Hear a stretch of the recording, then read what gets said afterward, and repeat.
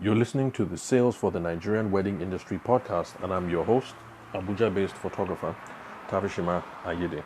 Now, as usual, a recap. On the previous episode, we looked into one of the obstacles why people don't like getting involved in personal sales or personal selling. A reminder, what is personal selling? Personal selling is being in touch with someone face to face to try and persuade them to buy what it is that you have. In this case, for those of us who are wedding industry professionals, we're trying to get them to book us for their wedding, to be their photographer or their cake artist or their wedding planner, etc., etc., etc. Now, one of the reasons why some people object to personal sales is because of this idea that it doesn't scale. By scaling, we mean leading to business growth in the magnitude of 10 to 100 to 1,000 and on and on and on. Now, since this is something that I've already dealt with in a previous podcast, I'm not going to go into a summary of the whole argument as I usually do, just to save time.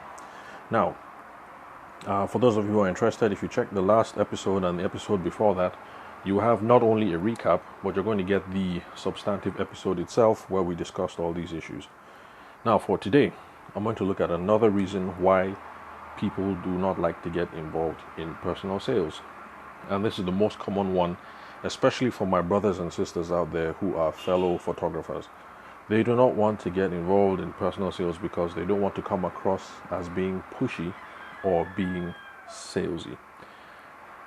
Now, it would seem like that's a legitimate concern to have, that you're not going to pick up the phone and call people or do bridal fairs or, be assertive and show up at people's houses and things like that because you don't want to come across as being pushy or a salesman. But it's based on a misconception on what being pushy is or what being salesy is. Now, a lot of people think about being pushy or salesy as a personality quirk. They think of it as an attitude thing. So they assume that if you're going to be, they assume that being pushy or salesy is a question of attitude or personality.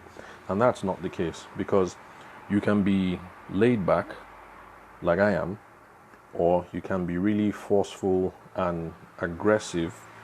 That can be your personality type, but yet your sales approach might not be pushy and it might not be salesy, because it has very little to do with what your personality is or your common attitudes to life are. Now, this is the correct approach that I would like us to take. Being pushy or salesy is what comes about when we fail to qualify the conversations with our customers correctly. With our prospective customers. Now, what does qualification mean? Qualification is a traditional sales term that means that at every stage of the process, you're asking questions to be sure that you're on the right course. Okay? So, if we have that in mind now, you realize that you can only be pushy or salesy if you fail to ask questions to see that the person you're speaking to wants what it is that you're selling. 2, that the person needs what it is that you're selling. 3, that the person can afford what it is that you're selling. And 4, that there is any urgency behind them taking their decision. So let's say you're a wedding planner. If the person that you're with does not want wedding planning, but you keep on going on and on and on about your wedding planning services, even if you're going to be polite about it, or whether you're going to be aggressive about it, then you are being pushy, because the person doesn't want wedding planning services. Now, if you remember, the second criteria was a need. So if it looks like the person wants the services, but they think there is no need because the bride thinks her aunties can do it better, or that her husband is very good planning, he has a project management degree or whatever, and so he's on top of his game. If there really isn't any need, when you speak to all the stakeholders concerned, you speak to the bride, to the groom, to the parents, and they really feel that there's no need, then you would indeed be pushy if you keep on going on with the conversation to say, this is what I can do, this is what I can offer, and or whatnot. Now, the third, afford, the money conversation.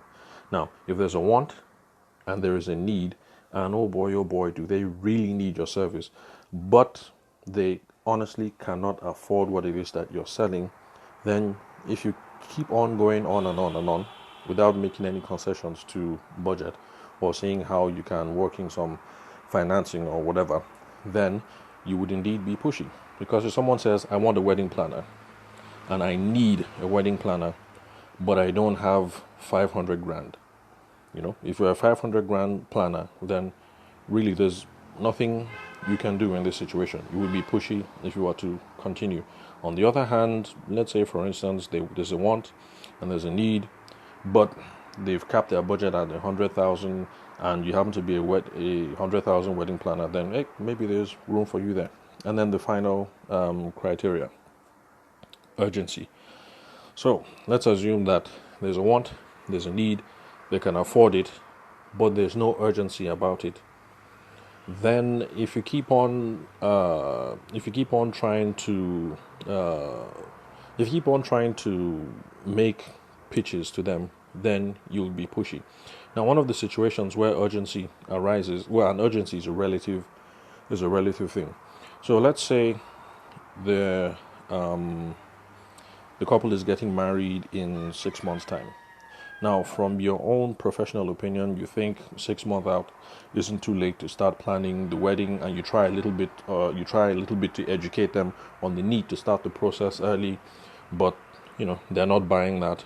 Then in that case, there's no urgency. It might make some more sense, depending on the case at hand, to align yourself with whatever time frame the couple is working with.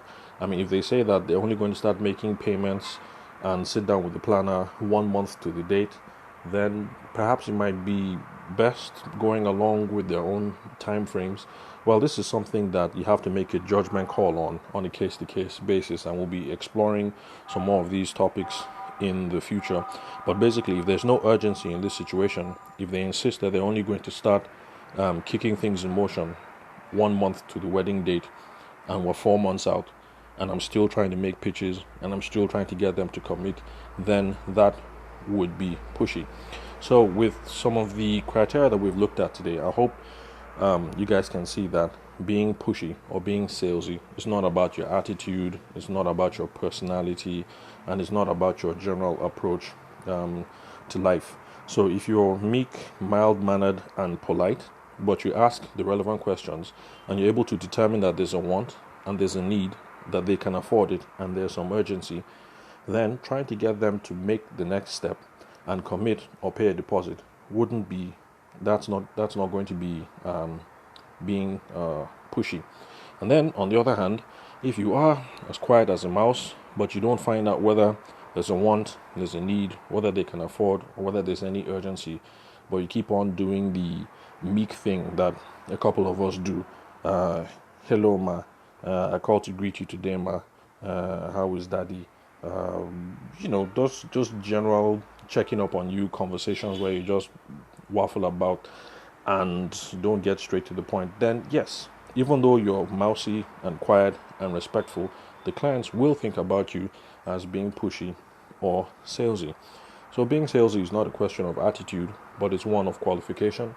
And remember that qualification in the traditional sales sense is when we ask questions to be sure that we're on the right course with our prospective clients. So thank you very much, guys, for listening. I'll catch you on the next episode.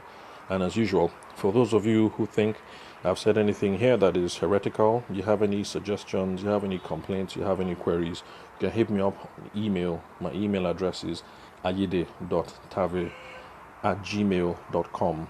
That is AYEDE.TAVER@gmail.com.